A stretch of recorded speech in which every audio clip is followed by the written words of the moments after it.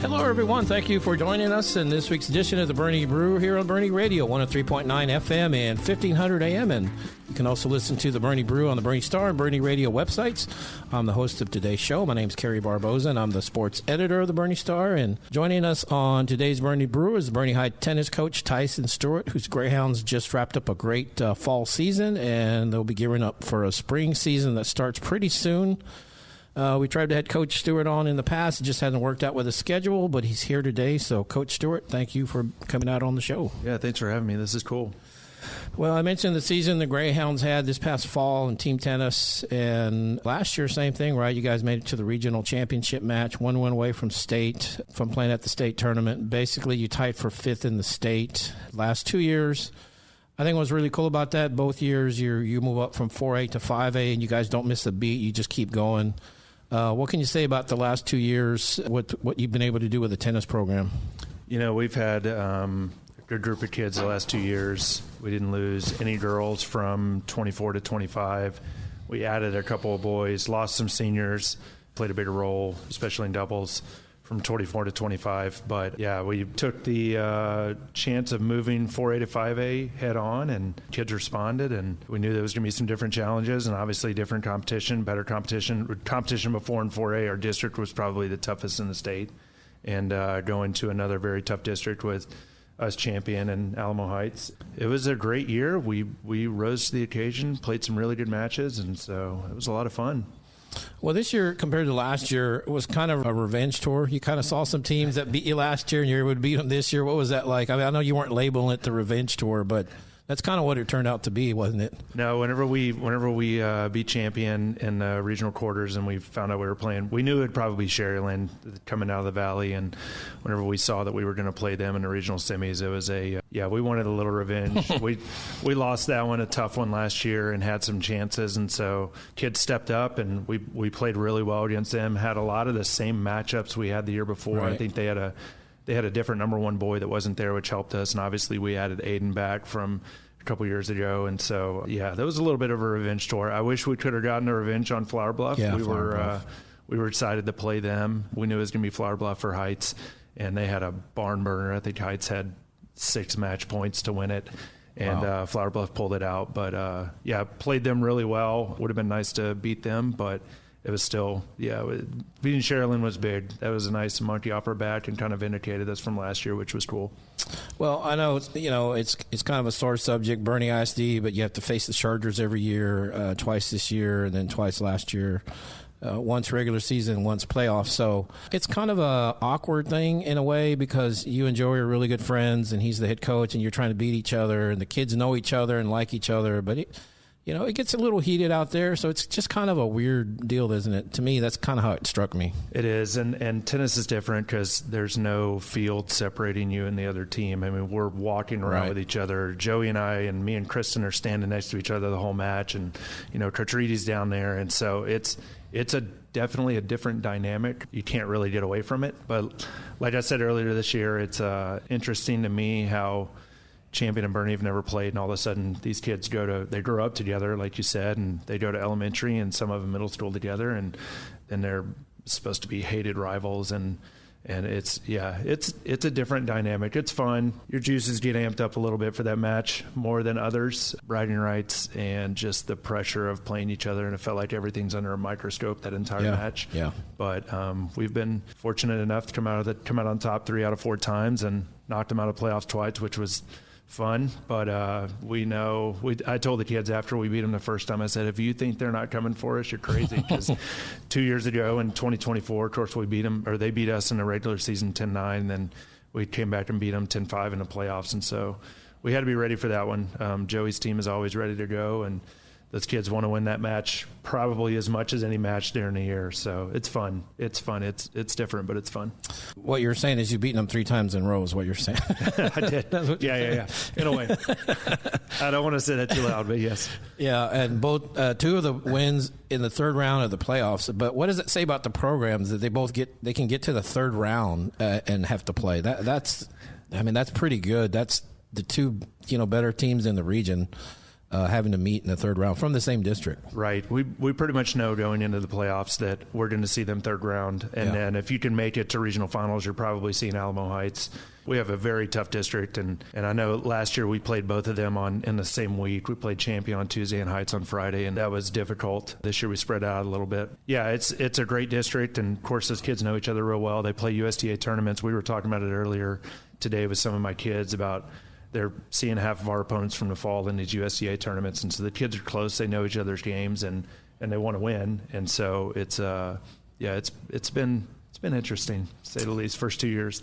Well, and so you know the rivalry with Champion, and then at the same time, the rivalry with Alamo Heights is just as big, isn't it? I mean, and it's between Champion and Heights, and Champion and you and Heights, and you. It's kind of like a three-way rivalry there, isn't it? Right, and we know going in that whoever wins the district won't see the other one until the regional finals. Right, which is nice. And Heights is always good. They seem to just reload. They got a girl in this year that I think could have played number 4 for our boys. I mean, she was good. Yeah. She was really good. And so you always want to beat one of those teams, if not both. Heights has gotten the best of both of us the last 2 years, but they're close matches. They're competitive. They're good sportsmanship. It's been good.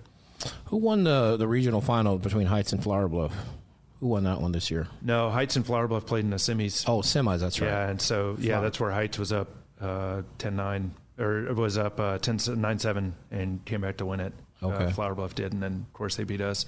And then last year, Sherilyn beat Heights in the finals. So how did they do at state, Flower Bluff? Flower Bluff won. They beat A&M Consolidated first round 10-0. I was talking to their coach after doubles, and we told him he was getting a little greedy with a 7-0 lead. And he said, well, we know it's not going like this tomorrow because they're going to play probably Centennial. And it didn't. They lost in the finals, but great year to them. And Steve's a good friend of ours, and we do a lot of tennis association stuff with him. I'll see him on Wednesday, and I was happy for him. I told him after we lost to him that I wouldn't have wanted to lose to pretty much anyone else. He deserved it. He's been there for 20-something years and hasn't ever made it out of the regional finals, so it was good for them to make it. That is Tyson Stewart, head tennis coach of the Boerne High Greyhounds, joining us here on the Boerne Brew. I'm the host of today's show. My name is Kerry Barboza. I am the sports editor of the Boerne Star. So for those listening, Coach Stewart, explain the difference between fall tennis and spring tennis, because basically it's more team-oriented in the fall, and you play up to 19 matches. And so explain the difference between the two. So team tennis is, it's 19 matches, 6 singles on each side, 3 doubles on each side, and a mixed doubles. And so it's first to 10. It's a race to 10 every match. Spring is obviously more individual. It's normal tournaments. The kids kind of pick and are told in some instances what they're going to play, what their best bet is. They really usually only focus on one thing for the entire spring. Singles, doubles, or mixed. Right. And I kind of like it because, you decide you want to not practice super hard, then it really only affects you, maybe your partner. Team tennis is totally different. I believe we're the only team tennis that does it with 19 matches, boys and girls together in the whole country. I mean, you can have some 5.5, 6 hour long matches. We've all been at those. Yeah. There's some late nights, but the atmosphere is amazing. I mean, the team tennis that we saw this year in those big matches was unlike any other. It was so much fun. And what I've always said is tough is tennis is such an individual sport. Trying to make it team is very, very difficult. And so if you can get kids that will play for each other while obviously playing for themselves, it's a huge advantage.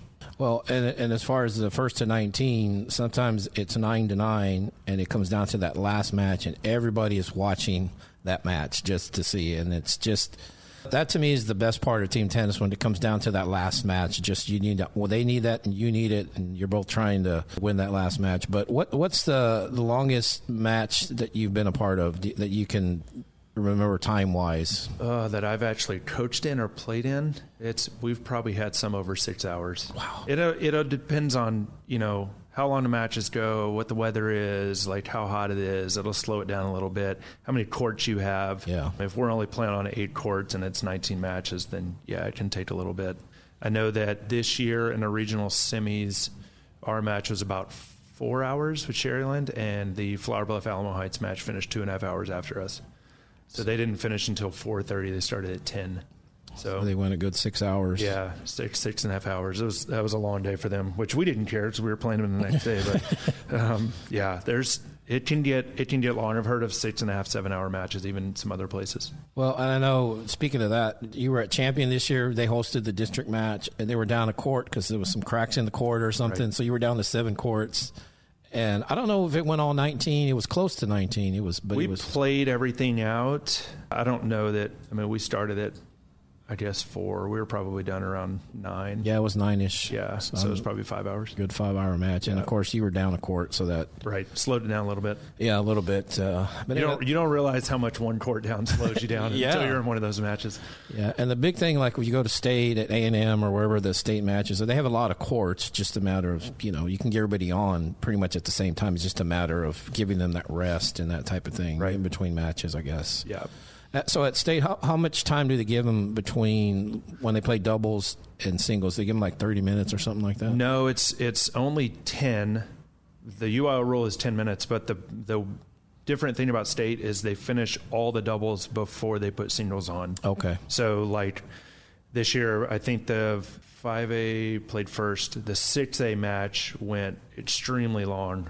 It was a 10-9 match like we were talking about. It came down to the number 1 boy from Woodlands was actually in full-body cramps and somehow pulled out the win.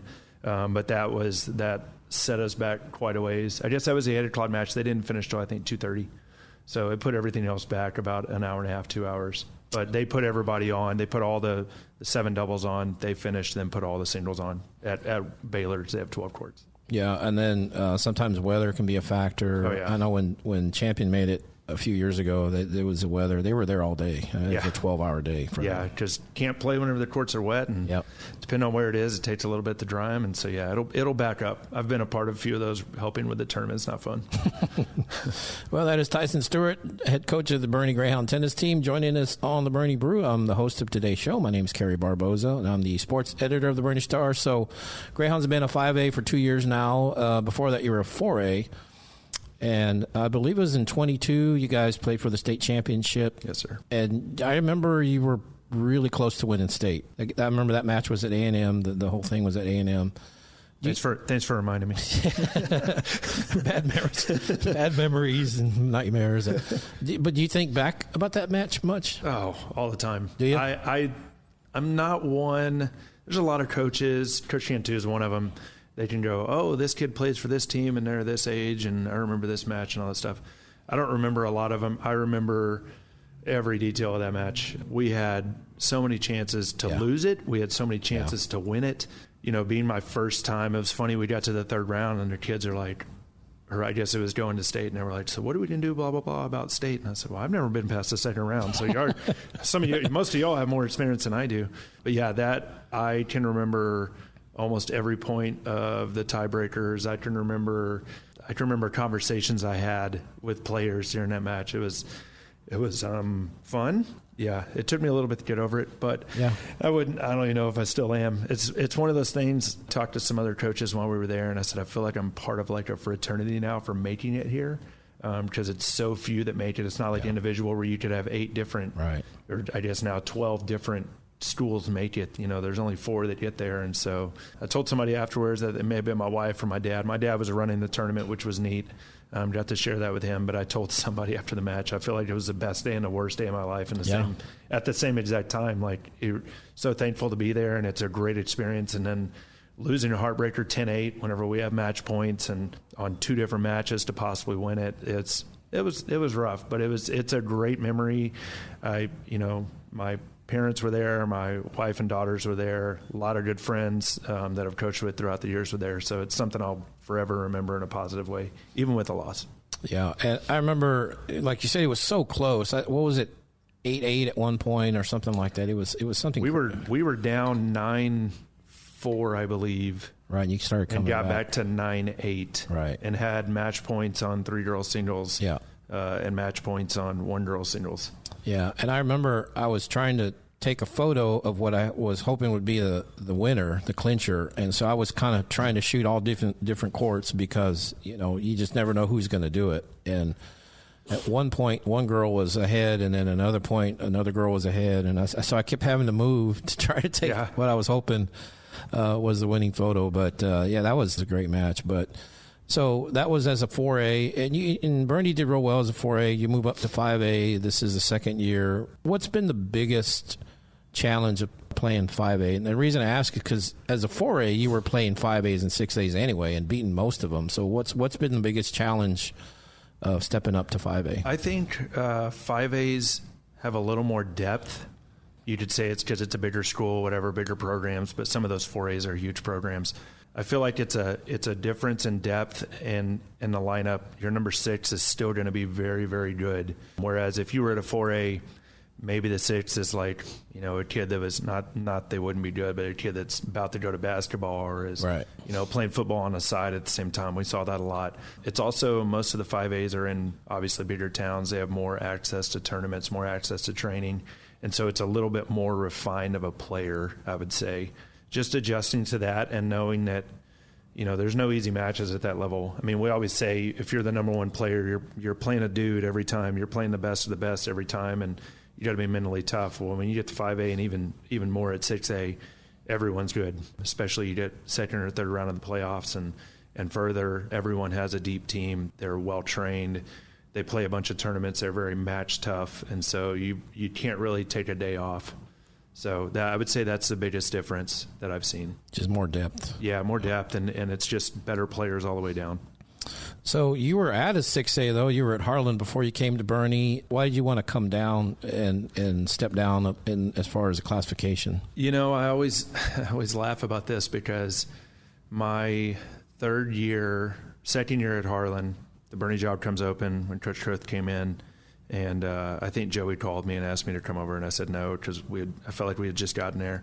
And my wife comes over in April, Jana, and tells me that she went to, I don't remember what they went to. Her and some friends went downtown and walked around. She tells me how great the town is. We hadn't really been over here, and she tells me she wants to move here. And I said, yeah, I think we're going to stay in San Antonio. We live 5 minutes from the school. It's amazing. It's going to be a 45-minute drive. And I told her no. And so in July, we moved here, and because I didn't have a choice, which was fine. The reason we took the jump in 2022, I've always wanted to get back to a smaller school. I did 4 years in Groesbeck, a little small town, Central Texas by Waco, and just love the difference of the camaraderie, the staff, the support from the town. And I know there's going to be people listen to this and say, "Oh, well, Boerne is not small anymore." It's still small to us. Yeah, it's a community. There's a bumper sticker to say Boerne Tech is gone forever. I don't believe that. I feel like you have parades here, like we done on Saturday night. You don't get that in San Antonio, you know. And so we wanted to be a part of something a little bit smaller that was more family oriented. I mean, this. We go to every sporting event there is. We support everything. We went to Waco last year, got home at 1:30 after the Randall game. Jan and I were talking this morning as I was getting ready in the kitchen and getting my lunch ready, whatever, and saying, "Oh, I think there's basketball tomorrow, and we'll be there." Like, it's the community here is amazing. It's just being a part of it, and everyone gets along so well. Our staff here, not just the coaches, but the whole staff, is unlike any other I've been around. I mean, great story. We play Flower Bluff in the regional finals and we lose, and there's a football game that night, and I'm walking through the parking lot, and it just happened to be whenever the team's coming off for pregame, and every single football coach stopped, gave me a hug, told me congrats. That does not happen everywhere, and so that's what we wanted to be a part of, and it's easily my favorite place I've ever been. Hopefully I can stay here for a long time, and easily the most supportive place I've been, and everyone gets along, everyone supports each other, all the coaches. We play tennis, and sometimes tennis is pushed to the back burner, and I don't feel like that here, which is nice. I mean, I don't know if I'd get on a podcast anywhere else, a radio show, but it's been really, really neat, the support we get, and just being a part of everything, and getting to interact with the kids on a different level by my whole family goes to everything, and the kids know we're going to be there, and so that's been a huge part of us being here. Yeah, I see you. You're on the football games. You're on the sideline. You're at the basketball games. You're at There may or may not be a video. Baseball. There may or may not be a video from Friday night of me jumping around like a 5-year-old whenever we scored. I had Coach Keene that was here last year. That moved on to Sedin. She sent me the video Saturday morning and was like, "I didn't know you could jump like that." And I was like, "I'm surprised I didn't break a hip or something."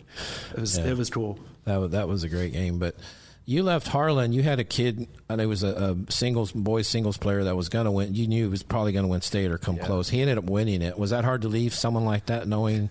But at the same time, you won state. We won 4A with boys doubles with the Gonzalez brothers. You know, it's funny because he played on the court next to us as we finished, as the Gonzalez twins won Lathan State. Lathan comes on to play on court 1. We were on court 2 at Northside. And my kids, we did our trophy presentation. We did everything. We, of course, had the whole team there watching. And I was like, are y'all ready to go eat? Like, we'll go grab Chipotle or whatever and then head home. And they were like, no, we're staying to watch Lathan. And I was like, well, I wasn't going to say we could do that. I was planning on going home, but we stayed and watched this whole match. It was neat. I told him afterwards, we didn't get to talk much after the match, but we met at Andy's that night, had some celebratory ice cream, got a picture with his gold medal. Awesome. And, it was cool to see him. I told him we both had to leave for us to win state championships. I think he would have won if I was there. I would like to think so, but he was pretty good. He was pretty good. Yeah. He played the same kid he lost to the year before, I think, kid from El Paso, and it was neat because he supported us. Our kids wanted to support him, and I still keep up with him. He's playing at A&M now and having a great career. And it was tough leaving Lathan. Just being, I'd had his middle brother Landon for 2 years and Lathan for 3. It felt like I was, almost like a uncle to him, and he's a great kid and did a great job, and so I was excited he won that. Right now, you're kind of transitioning between fall and spring, so little downtime. I know you still have practices, you still hit and all that after school and all that, but how much of a break do they get from that? Varsity has technically been done since we lost in the regional finals, so October 17th. They'll still hit during class. A lot of them will come out and hit after school, doing some one-on-one lessons, just working on things if they want to. JV, I get just ripped to shreds at school. The coaches think I'm crazy, but after we finish with varsity, we kind of jump back into JV because they have about 3 weeks off where we can't really do anything because we don't know when we're going to play for varsity playoffs. And so they went until, I think, the 19th of November, so right before Thanksgiving. So they're now in that period of time where they have a little bit of time off. We'll come back in January, first week of school, and start doing mandatory practices after school and everything. And then I always tell them, like, you're going to blink and it's going to be district, and they never believe me. And then we come back from spring break and I go, hey, district's in 2 weeks, and their eyes get big. And so you have to really focus. It goes quick. I kind of base my spring date on what tournament we're playing because I know the schedule so well, and so it goes fast, and we're going to blink, and it's going to be regionals and hopefully state. But it's fun. It's fun to get into the spring and them to kind of realize some personal goals and get to work on one thing. And you see a lot of improvement in the spring. And it really, if you have a great spring, it springboards you into the fall. You do a lot of weight work, conditioning type thing, or are they kind of on their own for that? We try and do conditioning. It's really hard to get into the weight room at Boerne High just based on how many programs we have, 8th period and 4th period. And so we'll do conditioning on court, try and do some things like that. But it's more of a, to me, it's more of a let's refine your game and work on some things we don't have time for in the fall. Okay. Just because we're so busy. But we try and do some conditioning, and at the same time, I'm always been big on let's try and get some mental rest and physical rest during this time. That's important. Spring goes quick, and it's every week for 7 weeks. So we try and get as much rest right now as we can. Well, I know you have a bunch of dedicated players because I was at the Boerne cross country and volleyball award ceremony Thursday night, and I'm driving home at 7, and it's 40 degrees and drizzly, and you have guys out there hitting. Yeah. And I texted you. I said, "Who's at the tennis court right now?" I had to really think about it. I was like, "Man, maybe they are crazy." Yeah. No, they're out there. I'm turning on the lights all the time, which is a huge advantage for us. It's great. That's great that they're that devoted to it. And it shows. It shows in the spring. The ones that want to improve, I feel like improve. Well, that is Tyson Stewart, who's been with us today here on the Boerne Brew. So starting to wind down our time, Coach Stewart. You had mentioned your dad. I had kind of wanted to bring him up.